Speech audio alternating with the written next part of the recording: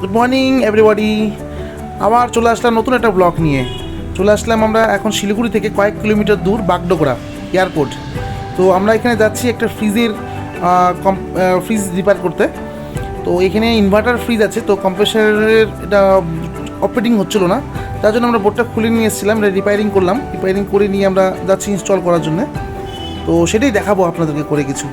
আমরা চলে আসলাম কাস্টমারের বাড়িতে, এখন যাব আমরা এই বোর্ডটাকে ইনস্টল করার জন্যে। আমরা সিঁড়িতে এখন উঠবো, জাস্ট আর একটুখানি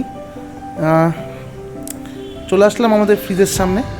আমরা এখন এই বোর্ডটাকে ইনস্টল করবো। দেখাচ্ছি এখানে বোর্ডটা আমরা নিয়ে গেছিলাম রিপেয়ার করার জন্য, তো রিপেয়ার আমাদের হয়ে গেছে বোর্ড। তো আমরা এখন এটাকে ইনস্টল করব। এই যে বোর্ড খুলছি আমরা, এখন খুলে যাচ্ছে। আমরা এখন এই বোর্ডটাকে এখন ফিটিং করবো আমরা।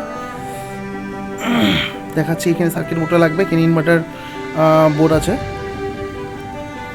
ব্যাস আমাদের মেশিন রেডি হয়ে গেল, আমাদের মেশিন কমপ্লিট হয়ে গেছে। এখন কাস্টমারকে হ্যান্ড ওভার করে দেবো। নেক্সট ভিডিওতে পাওয়ার জন্য আমাদেরকে লাইক কমেন্ট শেয়ার করো, তো আরও কিছু ভিডিও করে আমরা দেখাতে পারবো। তো টাটা, বাই বাই, আবার দেখা হবে নেক্সট ভিডিওতে। Thank you.